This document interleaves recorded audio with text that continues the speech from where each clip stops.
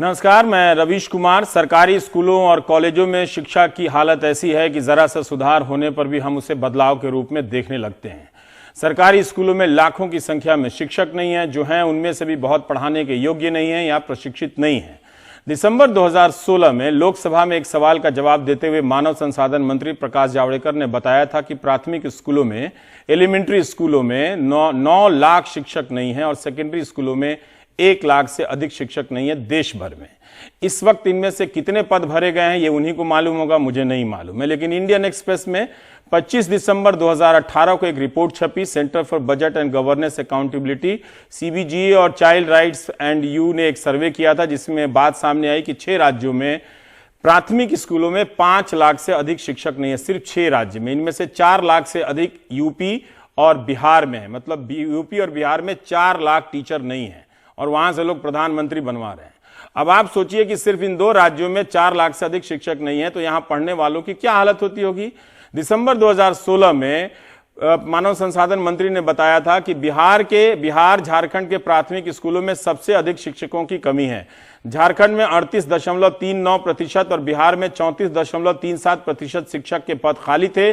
दिल्ली में 24.96%, यूपी में 22.99% शिक्षकों के पद खाली थे। और इंडिया एस्पेंड ने विश्लेषण किया था इन आंकड़ों को लेकर कि बिहार में पहली से 7वीं क्लास के लिए 2,78,000 से अधिक शिक्षकों के पद खाली हैं। बेरोजगारों को पता ही नहीं कि उनकी जिंदगी लुट गई। पिछले साल की मीडिया रिपोर्ट के अनुसार हरियाणा जैसे छोटे राज्य में इंटरनेट सर्च कर रहा था तो 29,000 शिक्षकों के पद खाली थे। बहाली की प्रक्रिया का जो आलम है उससे नहीं लगता कि इसमें कुछ खास सुधार हुआ होगा। भारत में 1 लाख ऐसे स्कूल चलते हैं जहां सिर्फ 1 टीचर है। फोकस इस बात पर भी होना चाहिए कि कितने बच्चे स्कूल में हैं और कितने बाहर रह गए हैं। इसमें हमने काफी अच्छी प्रगति कर ली है, लेकिन जब पढ़ाई का स्तर ही घटिया है तो बाहर रहें या भीतर रहें क्या फर्क पड़ना। जो भीतर हैं वो भी अशिक्षित हैं, कोई किसी तरीके से ट्रेंड नहीं है। वैसे एनरोलमेंट के आंकड़े में काफी अच्छा सुधार हुआ है, लेकिन स्कूल जाने पर बच्चे को मिल क्या रहा है, सीख क्या रहा है, हमारा फोकस इस पर हम लाएंगे। 10 साल से असर, प्रथम संस्था जो ये रिपोर्ट तैयार करती है, मीडिया में इस पे चर्चा होती है, कुछ असर भी हुआ है इसका, मगर हम थोड़े बहुत सुधार पर संतोष कर लेते हैं। आप जानते हैं मुझे इससे संतोष नहीं होता है। इस सर्वे में 3 साल से लेकर 16 साल के छात्रों का सर्वे किया गया है। उनसे सामान्य नंबर 1, 2, 3, 4, 5, 6 पहचानो, इस तरह के सवाल पूछे गए। सामान्य शब्दों को पढ़ने के लिए दिया गया, कहना, लिखना, बोलना, इस तरह के शब्दों को, और लिखा हुआ टेक्स्ट पाठ दिया गया कि पढ़ के बताओ। गणित के सामान्य सवाल दिए गए। नेता भारत को विश्व गुरु बनाने का फर्जी सपना दिखा रहा है, मगर क्लासरूम में वे 8वीं के बच्चों को दूसरी की किताब पढ़ने लायक नहीं बना पाया। फेलियर छात्रों के कंधे पर भारत को विश्व गुरु बनाना है तो बना लीजिए, हम दुनिया को उल्लू बना रहे हैं या खुद को, यह भी समझ लीजिए। कक्षा 8 को प्राथमिक स्कूल का अंतिम पड़ाव माना जाता है, यह रिपोर्ट में लिखा है। 8वीं क्लास में बच्चा क्या सीखा है, अब आप देखिए इसके क्या नतीजे हैं। मात्र 44% 8वीं के छात्र 3 अंकों की संख्या में 1 अंक से भाग दे पाते हैं। 56% 8वीं के छात्रों को इसी तरह के सवाल को हल करना उनके लिए भारी पड़ गया। 2016 से 18 तक 8वीं के बच्चों के सामान्य गणित की क्षमता में कोई सुधार नहीं है। विशेष रूप से कुछ राज्यों में जरूर अलग से देखने पर सुधार दिखता है, तो कुछ राज्यों में प्रतिशत और गिर गया है। 27% 8वीं के छात्र दूसरी की किताब नहीं पढ़ सकते 8 साल स्कूल में बिताने के बाद। इसमें 2016 के आंकड़े से कोई सुधार नहीं हुआ। अगर 8वीं में यह हाल है तो फिर 10वीं के इम्तिहान में क्या होता होगा आप समझ सकते हैं, लेकिन बताऊंगा उसके बारे में भी। तभी वहां पे चोरी होती है। 8 से 10 लाख, 20-20 लाख 3-4 प्रदेशों में नौजवान फेल कर जाते हैं। 49.7% 5वीं के छात्र दूसरी की किताब नहीं पढ़ सकते। यह असर की रिपोर्ट है। इसमें 2016 के बाद से सुधार हुआ है, 2.4% का सुधार हुआ है। 72.2% 5वीं के छात्र 100 में 2 का भाग नहीं लगा सकते, डिवीजन नहीं कर सकते, फिर भी इसमें सुधार हुआ है। अब आते हैं उत्तर प्रदेश में। इस राज्य का चुनाव इसलिए किया है मैंने कि दिन रात इसी की चर्चा होती रहती है टीवी पर। हिंदू मुस्लिम डिबेट हो, कुंभ हो, गौ रक्षा हो, दंगा हो, फसाद हो, भीड़ के द्वारा खींच के मार देने की बात हो, या राजनीतिक गठबंधन की बात हो। कभी देश को इतने उतने प्रधानमंत्री दे दिए, स्टेशनों पे गौरव करते हुए लोग मिल जाते हैं, तो कभी रोज बनते और बिखरते गठबंधनों से देश की राजनीति बदलने वाले भी मिल जाते हैं। इन सब के बाद यूपी के स्कूलों में पढ़ने गए छात्रों की लर्निंग कैपेबिलिटी, पढ़ने की क्षमता कैसी है, तो असर की रिपोर्ट से पता चलता है कि 5वीं के 52% छात्र दूसरी की किताब नहीं पढ़ सकते हैं। 7वीं के 68% छात्र दूसरी की किताब नहीं पढ़ सकते और 8वीं के 73% छात्र से भी अधिक दूसरी की किताब नहीं पढ़ सकते। यह उस राज्य की शिक्षा का स्तर है जो हर समय राजनीति के केंद्र में रहता है। क्या आप जानना चाहेंगे कि 5वीं, 7वीं, 8वीं के छात्रों को पढ़ने के जो सैंपल दिए गए थे वो क्या हैं? तो हमने असर की रिपोर्ट पेज नंबर 224 से एक टुकड़ा लिया है और मैं पढ़ रहा हूं। नगमा समझदार लड़की थी, मगर उसका छोटा भाई अमन बहुत नटखट था। एक दिन दोनों बाजार में घूम रहे थे। अमन ने रास्ते में पकौड़े देखे। ये वो वाले पकौड़े नहीं जो प्रधानमंत्री बनाने की बात करते हैं। उसे पकौड़े बहुत पसंद थे। मां उसके लिए पकौड़े बनाती थी। नगमा ने कहा कि यह पकौड़े तीखे होंगे, मगर अमन नहीं माना। अमन ने पकौड़े खाए और उसकी आंखों से आंसू निकलने लगे। दूसरी क्लास का यह पाठ 5वीं, 7वीं, 8वीं के 50 से 70% बच्चे नहीं पढ़ सकते हैं। बताइए, जब पकौड़ा लिखा हुआ नहीं पढ़ सकते तो पकौड़ा तल के पेट कैसे भर लेंगे? राजनेता इस जानकारी पर लेकिन खुश हो जाएगा। जैसे ही पता चलेगा पढ़ने लिखने की समाज में क्षमता कम है, वो अपने भाषणों का स्तर और गिरा देगा। इसीलिए वो अपने भाषणों का स्तर गिराता है, घटिया करता है। ड्राइंग रूम में वो अच्छी तरह से बातें करता है, लेकिन पब्लिक में वो अजीब अजीब तरीके की भाषा बोलता है। वो जानता है कि बारीक बातों की समझ लोगों तक नहीं पहुंचेगी, वो दूसरी क्लास की चीजें नहीं समझ सकते, इसलिए जुमले की भाषा में पूरी राजनीति होती है। मगर समाज के हिस्सेदार होने के नाते आपको इस हालात को बदलने की मांग करनी चाहिए। गणित की बुनियादी शिक्षा हमारे देश में कमजोर रही है। फिर भी असर की रिपोर्ट में देखा और जानना चाहा कि सामान्य अंक गणित में यूपी के बच्चों का प्रदर्शन कैसा है, जहां लोग जात जोड़ लेते हैं, सीट जोड़ लेते हैं, सपा बसपा कांग्रेस बीजेपी कर लेते हैं। तो हम आपको सैंपल बता देते हैं कि पूछा क्या गया। 63 में से 44 घटाने के लिए कहा गया और 92 में से 48 घटाने को कहा गया। 6ठी, 7वीं, 8वीं के 20% छात्र हल नहीं कर सके। तीसरे के छात्रों में से 33% ऐसे मिले जो 9 तक की संख्या पहचान लेते थे, मगर उसके आगे 99 तक की संख्या नहीं पहचान पाए। डिवीजन के सवाल के रूप में पूछा गया कि 898 को 7 से भागा दो और 659 को 4 से। 8वीं के 44.4%, 7वीं के 38.9% हल नहीं कर पाया। आपने टीवी बंद कर दिया क्या इतना बोरिंग चीज सुनते हुए? उत्तर प्रदेश के 63% से अधिक स्कूलों में दूसरी, मैं भी पहचानता हूं सबको, स्कूलों में दूसरी कक्षा के छात्रों को किसी और कक्षा के साथ मिलाकर बिठाया जाता है और कई बार एक से अधिक कक्षा के साथ मिलाकर बिठाया जाता है। कोई टीचर नहीं है तो पहली, दूसरी, तीसरी सबको एक ही क्लास में बिठा दो। 52% स्कूलों में चौथी के छात्रों को एक दूसरी और क्लास के साथ या एक से अधिक क्लास के साथ मिलाकर बिठा दिया जाता है। क्या आप अपने बच्चे को ऐसे स्कूल में पढ़ाना चाहेंगे जहां चौथी, तीसरी, दूसरी, पहली, 5वीं सबको एक ही क्लास में बिठाकर पढ़ाया जा रहा हो? पढ़ाइए। बर्बाद करने का इससे अच्छा तरीका क्या हो सकता है? और हिंदू मुस्लिम पे डिबेट करने का इससे अच्छा बहाना क्या हो सकता है? क्या आप इस पर सवाल करते हैं, बात करते हैं, अपने नेता से पूछते हैं? मुझे लगता है नहीं पूछते हैं, और पूछेंगे भी तो वो जवाब नहीं देंगे। असर की रिपोर्ट तैयार करने के सिलसिले में 15,000 से अधिक सरकारी स्कूलों का दौरा किया गया। 500 से अधिक, 550 से अधिक जिलों में इन स्कूलों में पढ़ाई का स्तर ही नहीं देखा, बल्कि यह भी देखा गया कि लाइब्रेरी है या नहीं, उसका इस्तेमाल होता है या नहीं, लड़कियों के लिए अलग से कितने शौचालय हैं, कितने शौचालय इस्तेमाल होते हैं और कितने में ताले बंद लगे रहते हैं, शौचालय में पानी है या नहीं। जैसे यूपी में भले ही 100% इलेक्ट्रिफिकेशन, विद्युतीकरण का ऐलान हो गया हो, मगर असर ने पाया कि मात्र 66% स्कूलों में बिजली का कनेक्शन है। और जब उनकी टीम पहुंची, जितने स्कूलों में गई, तो मात्र 55% स्कूलों में बिजली आई हुई थी, चल रही थी। सवाल यह है कि यूपी प्रधानमंत्री देकर खुद अपने बच्चों के लिए क्या पाता है? अगर देश के सबसे बड़े राज्य की शिक्षा का यह आलम है तो आप समझ सकते हैं। अब अगर पहली से लेकर 8वीं का शिक्षा का यही हाल होगा तो उसका नतीजा 10वीं में दिखता है। मीडिया रिपोर्ट के अनुसार हमने 2018 के कुछ राज्यों के 10वीं के इम्तिहानों में फेल होने वालों का प्रतिशत देखा। यूपी में 24% से अधिक छात्र पिछले साल फेल हो गए। 10th में संख्या में 8.5 लाख से अधिक छात्र फेल हुए। बिहार में 49.86% छात्र फेल हुए। करीब 5.5 लाख से अधिक छात्र फेल हुए। मध्य प्रदेश में 34% छात्र फेल हुए क्लास 10th में, संख्या के हिसाब से 4.25 लाख। झारखंड में 40% छात्र फेल हो गए। फेल होने वालों की संख्या वहां 1 लाख से अधिक थी। हरियाणा में 49% करीब छात्र फेल हो गए और संख्या में करीब 1.5 लाख से अधिक छात्र फेल हुए। मीडिया इन प्रदेशों को अंग्रेजी में हिंदी हार्टलैंड कहता है। हिंदी भाषी इन 5 राज्यों में पिछले साल 10वीं के इम्तिहान में 20 लाख से अधिक छात्र फेल हो गए थे। पंजाब का भी बता देता हूं, वहां करीब 1.25 लाख छात्र फेल हुए तो आसपास 21-22 लाख बच्चे हिंदी प्रदेशों में फेल हुए। चर्चा, प्राइम मिनिस्टर कौन बनेगा? प्राइम टाइम के बहुत से दर्शक दुनिया के अलग अलग हिस्से में रहते हैं। क्या वे बता सकते हैं कि उन देशों में कभी ऐसा सुना है कि 20 लाख छात्र अटलांटा में फेल हो गए हों, या स्वीडन में फेल हो गए हों, न्यूजीलैंड में फेल हो गए हों, और इसके बाद भी शिक्षा मंत्री मौज कर रहे हों, तौलिया, सफेद तौलिया रखकर लेदर की कुर्सी पर बैठ के नमकीन, बिस्किट और चाय की मीटिंग कर रहे हो?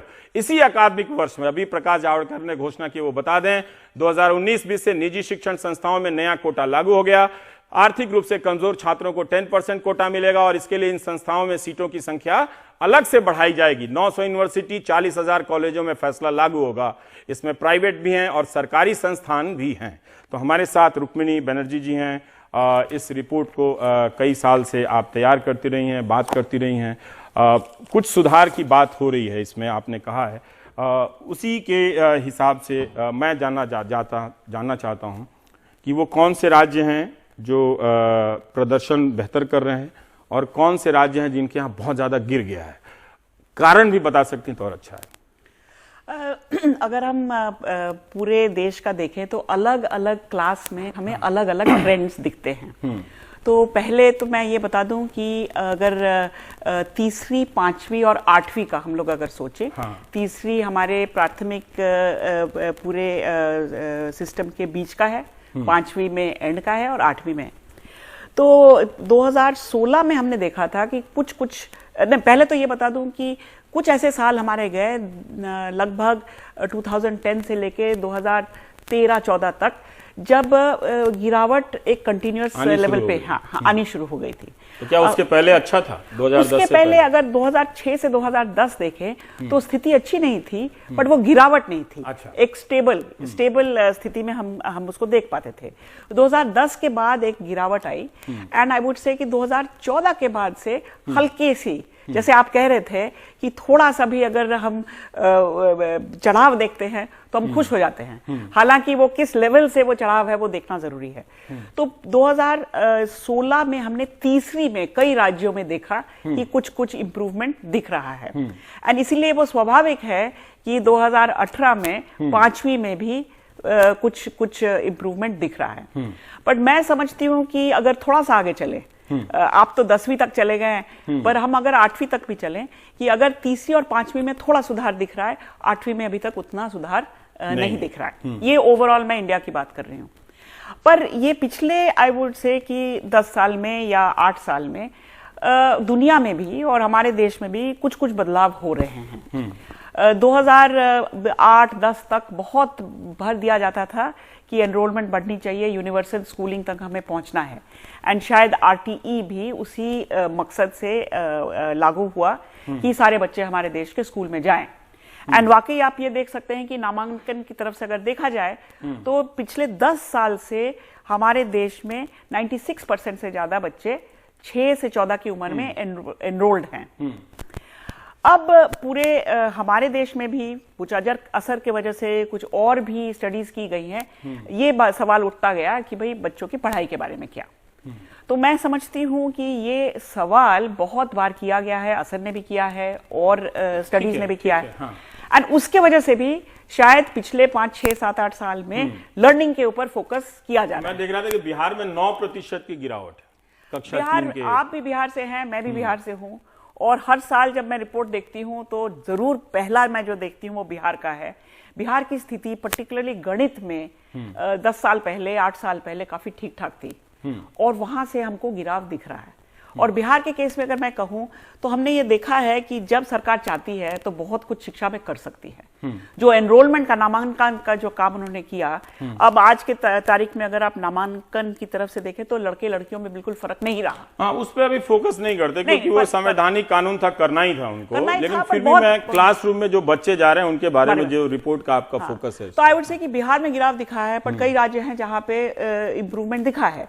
यूपी जैसे राज्य में, आपने यूपी की जिक्र की, तीसरी का अगर हम लोग देखें, असर का जो टूल है जहां पे हम उनको बच्चों को अक्षर, आसान शब्द और बहुत ही आसान अनुच्छेद पढ़ने देते हैं, वो लगभग एक दूसरी तीसरी का ही लेवल आप मान के चल सकते हैं। और उसको अगर हम असर तीसरी के रिजल्ट्स के साथ नापें तो एक बहुत बड़ा वेरिएशन हमें इंडिया में दिखता है। सबसे ऊपर हैं राज्य जैसे हिमाचल है, पंजाब है, केरल है, जहां पे लगभग 50% बच्चे उस कक्षा के लायक हैं जिस कक्षा के बारे में हम लोग बातचीत कर रहे हैं, तीसरी के। और यूपी में पिछले कई सालों में हम देख रहे थे कि राजस्थान, यूपी में बिल्कुल मतलब 10% से भी कम बच्चे ऐसे हैं जो अभी उस कक्षा के लायक है। मतलब तीसरी में अगर हम कहते हैं कि एक अनुच्छेद पढ़ना आना चाहिए, तो यूपी में तीसरी में 10% से कम बच्चे ऐसे थे जिनको ये पढ़ना आता था। मेरा इस पे एक सवाल है, आप कह लीजिएगा कि 3 बातें लोग कहते हैं कि एक टीचर नहीं है जो हैं, उनकी क्वालिटी डेडिकेशन का मसला है कि उनको कई तरह के काम में लगाया जाता है, और तीसरा लोग कहते हैं कि मिड डे मील की वजह से अटेंशन हट गया है।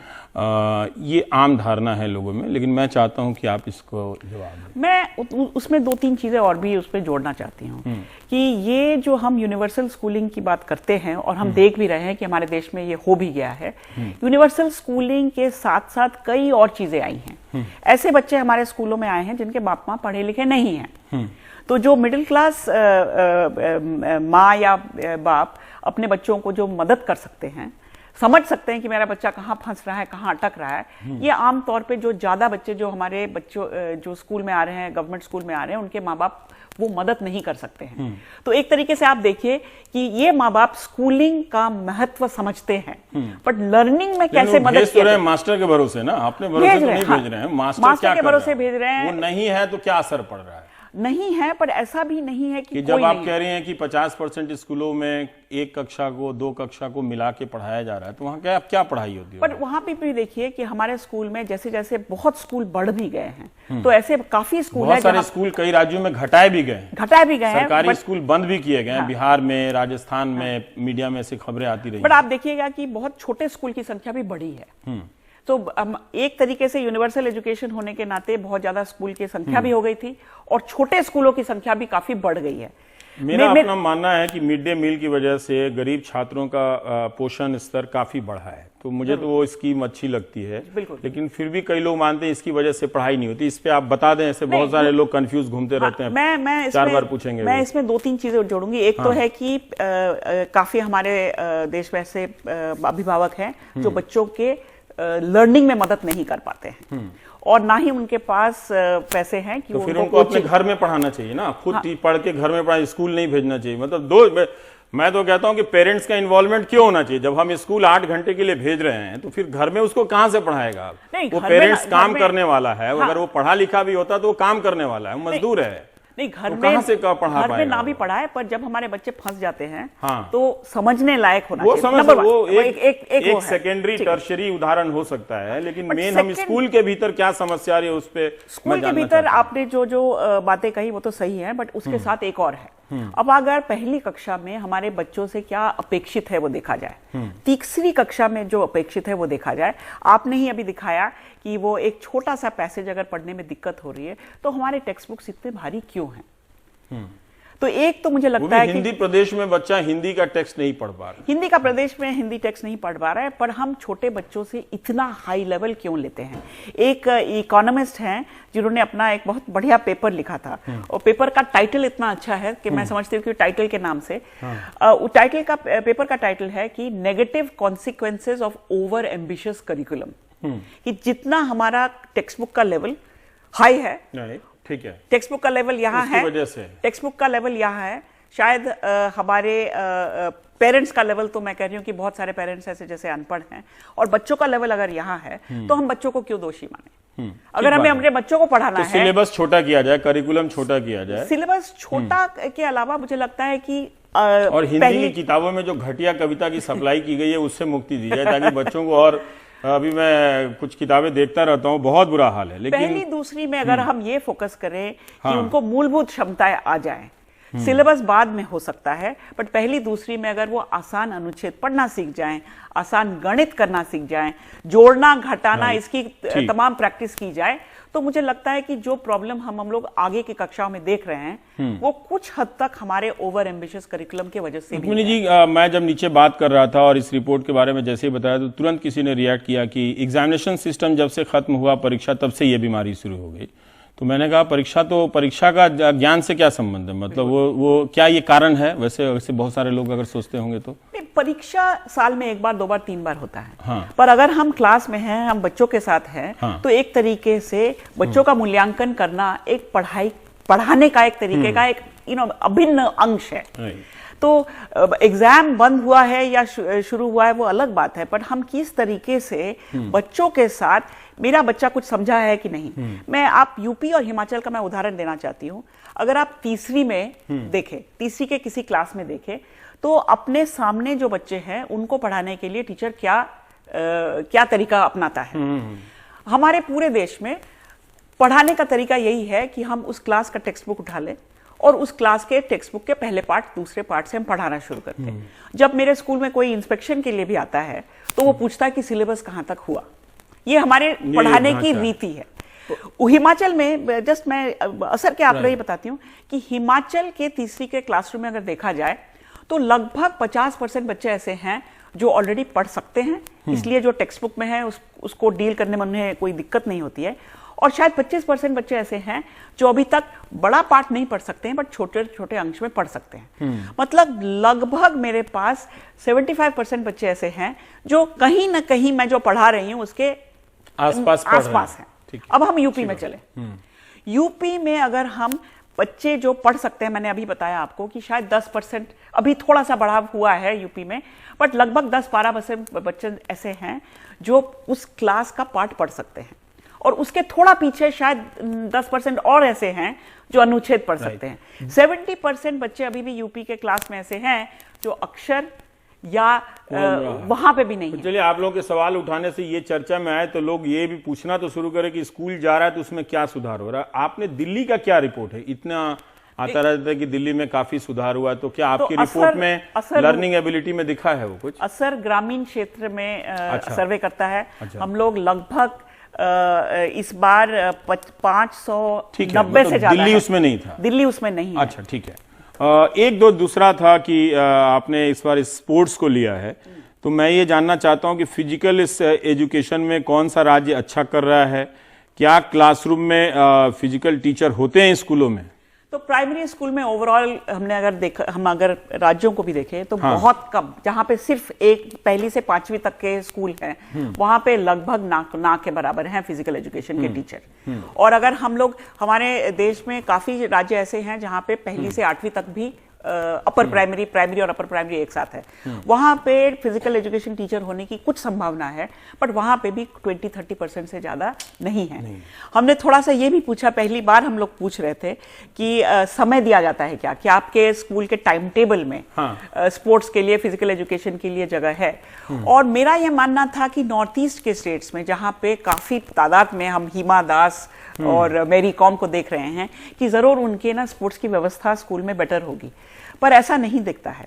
तो मुझे लगता है कि हमारे देश के खिलाड़ी जहां से निकल रहे हैं वो बहुत अलग अलग जगह से निकल रहे हैं। एक सिस्टम की देन नहीं है ना? स्कूल के सिस्टम की देन अभी तक तो नहीं है। अभी तक नहीं है। होता तो बहुत अच्छा होता, पर आपके हिसाब से अगर करिकुलम कम किया जाए, टीचर को बेहतर किया जाए, मुझे लगता है करिकुलम, टीचर, बच्चे, ये सबको एक मिला के और इसमें करना चाहिए। तो इस एजुकेशन का कोई रिजल्ट नहीं है कि अगर इतने खराब क्वालिटी के बच्चे निकलेंगे और तो आप कैसे, वो भी जिंदगी में धोखा खाएंगे। उन्हें लगेगा कि वो पढ़े लिखे हैं, लेकिन उनकी पढ़ाई लिखाई किसी काम की नहीं है। हम अपना असर का टेस्ट हम बच्चों के साथ बैठ के ओरली करते हैं, क्योंकि इस देश में अगर 5वीं में भी आधे बच्चों को पढ़ना नहीं आए तो उनको पेन और पेपर टेस्ट देके कोई फायदा नहीं है। कोई फायदा नहीं।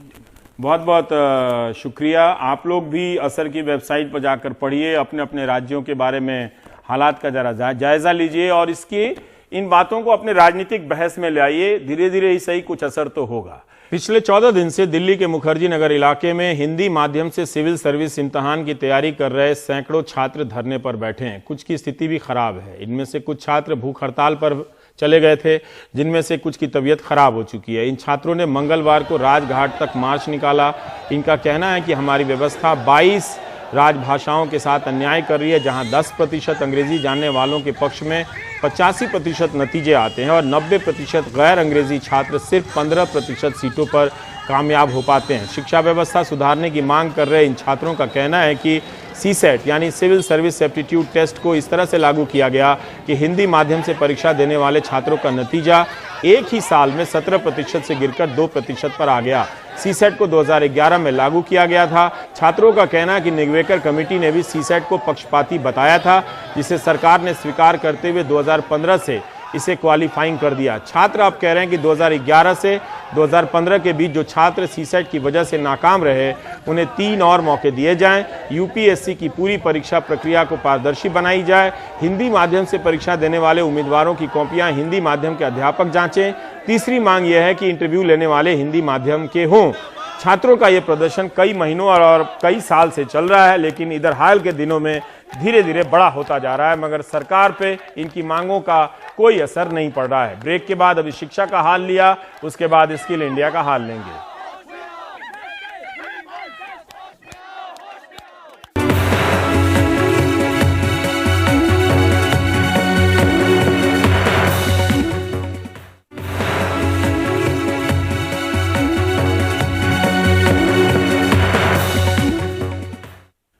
रविश रंजन की यह रिपोर्ट काफी महत्वपूर्ण है। हर साल 1 करोड़ रोजगार देने के महत्वाकांक्षी वादे को अमली जामा पहनाने के लिए सन 2016 में प्रधानमंत्री कौशल विकास योजना की शुरुआत हुई थी, स्किल इंडिया जिसे कहते हैं। लेकिन हालत यह है कि देश की राजधानी दिल्ली में ही कौशल विकास योजना से ट्रेनिंग करने वाले छात्र और ट्रेनिंग सेंटर के संचालक दोनों मंदी की मार झेल रहे हैं। इसी मंदी के चलते अकेले दिल्ली में ही पिछले 2 साल में 258 प्रधानमंत्री कौशल विकास योजना केंद्रों में सिर्फ 15 ही अब चल पा रहे हैं। रविश रंजन शुक्ल की ये एक्सक्लूसिव रिपोर्ट देखिए। ये पीतमपुरा में राजू मनचंदा का प्रधानमंत्री कौशल विकास केंद्र है, जहां 480 छात्रों को ट्रेनिंग लेनी है। लेकिन बीते 1.5 साल से प्रधानमंत्री की फोटो, महंगी किताबें और धूल से सने कंप्यूटर की क्लास खाली पड़ी है। ऊपर से हर महीने 90,000 रुपए का किराया देते देते राजू मनचंदा अब आर्थिक तंगहाली के कगार पर पहुंच चुके हैं। टारगेट मिलेगा, मैं आगे काम करूंगा। ये काम सिर्फ अभी मेरे पास 4 महीने का ही है, आगे का फिर कोई गारंटी नहीं। बच्चे एडमिशन करके बैठा हुआ हूँ, रोज फोन करके पूछते हैं सर कब शुरू होगा, कब शुरू होगा।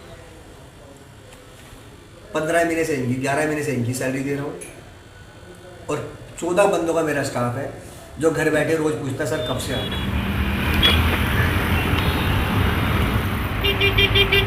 पीतमपुरा से हम मंगोलपुरी के बुद्ध विहार पहुंचे। यहाँ भी प्रधानमंत्री के बड़े बड़े पोस्टर लगे हैं। सेंटर पर ताला लगा था और सेंटर के संचालक विनोद राजौरा सड़क पर घूमते मिल गए। सेंटर पर छात्रों के अलॉटमेंट में हुई देरी के चलते विनोद के पास किराया देने के लिए पैसे नहीं हैं। लिहाजा दूसरों को नौकरी देने का सपना लिए विनोद अब खुद बेरोजगारी के शिकार हैं।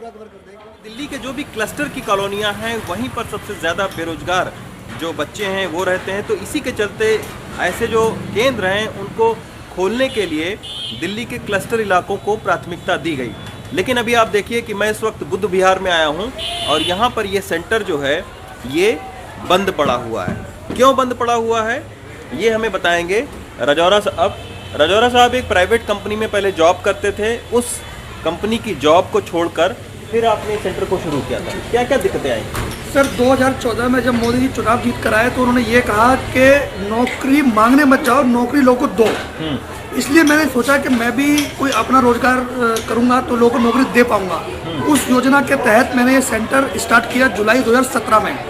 लेकिन उनकी योजनाओं में क्या कमियां थी, क्या उनके नीतियां थी, मुझे समझ नहीं आई। आज तक मैं रोजगार था 2017 तक, आज मैं खुद बेरोजगार हूँ। दिल्ली में 258 प्रधानमंत्री कौशल विकास केंद्र में अब महज 15 चल रहे हैं। राजेश गोयल जैसे लोग जो इस तरह के केंद्र चला रहे हैं, वो बच्चों का प्लेसमेंट न करा पाने के चलते सरकार से पूरा खर्चा नहीं पा रहे हैं। प्लेसमेंट नहीं होता है तो उनका पेमेंट रुक जाता है। हाँ। सबसे पहली प्रॉब्लम तो ये कि मार्केट में जॉब्स नहीं है। दूसरा क्या है कि हमारे पास जैसे लेडीज स्टूडेंट्स हैं, वो बाहर जॉब नहीं करना चाहती, तो के उसमें अच्छा आसपास में जॉब्स नहीं है। अच्छा, तो अगर मार्केट में जॉब नहीं है तो फिर कैसे आपको पेमेंट करनी चाहिए? वो 20% मिलती ही नहीं है, वो किसी को भी नहीं मिली आज तक, किसी भी सेंटर को, किसी भी सेंटर को नहीं मिली। हालांकि NSDC यानी नेशनल स्किल डेवलपमेंट कॉरपोरेशन से जब NDTV ने संपर्क किया तो उन्होंने बताया कि PMKVY के तहत 258 सेंटर की भागीदारी है, जिसमें 15 सेंटर्स को मंजूरी मिली है। फिलहाल 8 सेंटर में करीब 1000 छात्र ही ट्रेनिंग ले रहे हैं। 2016 से अब तक 94,000 उम्मीदवार ट्रेंड हुए हैं, जिसमें 47,000 के नौकरी का दावा किया गया है।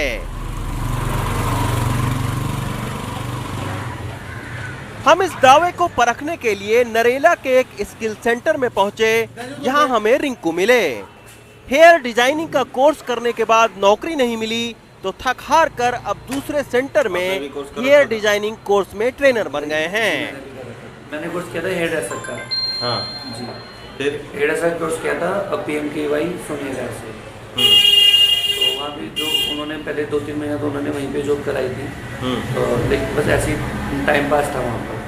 उसके बाद फिर अब उन्होंने यहाँ पे शिफ्ट करा दिया। जो प्लेसमेंट्स है कुछ सेंटर में हमें ऐसे भी छात्र मिले जिन्होंने पहले डाटा ऑपरेटर का कोर्स किया, कागजों में नौकरी भी मिली, लेकिन कम तनख्वाह और दूरी की वजह से अब दूसरा कोर्स करना एक मजबूरी हो गई है। इंटरव्यू कंप्लीट होने के बाद हमें 1 महीने में ही आ गया था कि आपकी जॉब के लिए हमें अप्लाई कर रखा है, तो आपको नोएडा जॉब मिल चुकी है। तो फिर घर को उन्हें अलाउ नहीं किया क्योंकि काफ़ी दूर हो गया था और सैलरी भी बहुत कम दे रहे थे। यही वजह है कि प्रधानमंत्री कौशल विकास योजना चलाने वाले और प्रशिक्षण लेने वाले दोनों की दिलचस्पी कम हो रही है। संचालकों को प्लेसमेंट न करा पाने के चलते पूरे पैसे नहीं मिलते हैं और प्रशिक्षित छात्रों को नौकरी नहीं मिल रही है। लिहाजा आज दिल्ली में महज 1000 छात्र ही प्रधानमंत्री कौशल विकास केंद्र में ट्रेनिंग ले रहे हैं। नई दिल्ली से रवीश रंजन शुक्ला, NDTV इंडिया।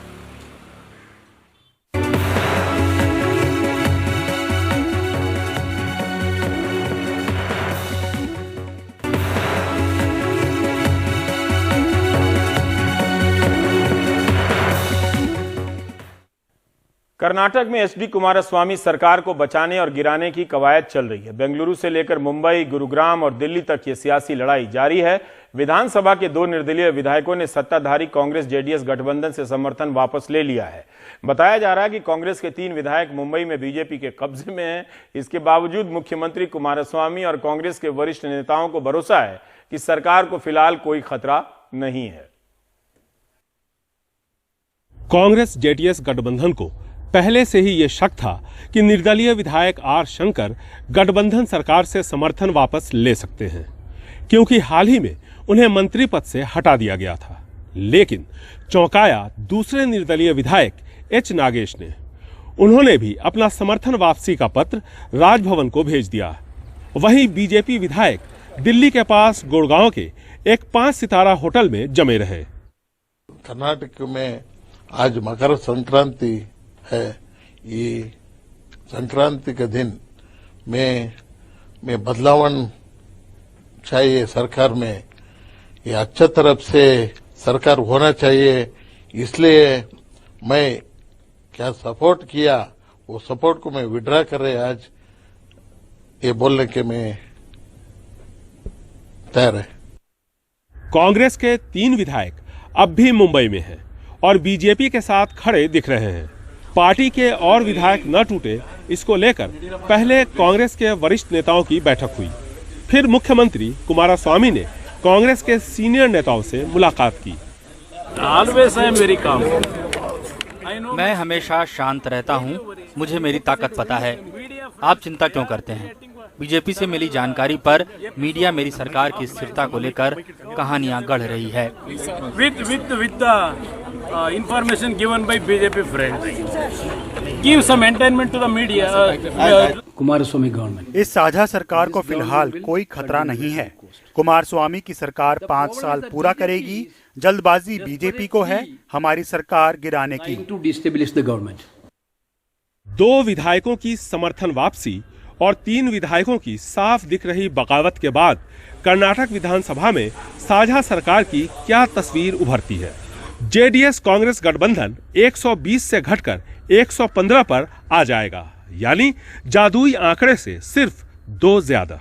लेकिन 3 कांग्रेसी विधायक अगर बगावत पर उतारू रहे तो उनकी सदस्यता खत्म हो सकती है और ऐसे में विधानसभा की सदस्य संख्या 225 से घटकर 222 हो जाएगी, यानी तब जादुई आंकड़ा 112 का होगा। यानी बीजेपी को फौरन सरकार बनाने के लिए अब भी 13 और विधायकों को तोड़ना होगा जो विधानसभा से इस्तीफा देने के लिए तैयार हो।